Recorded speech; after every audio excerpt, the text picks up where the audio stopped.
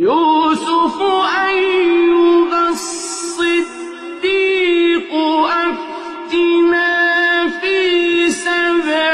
بقرات سمان يأكلهن 7 عجاف و7 سنبلات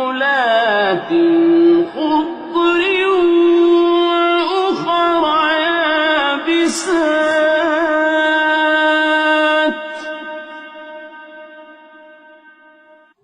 وأخر يابسات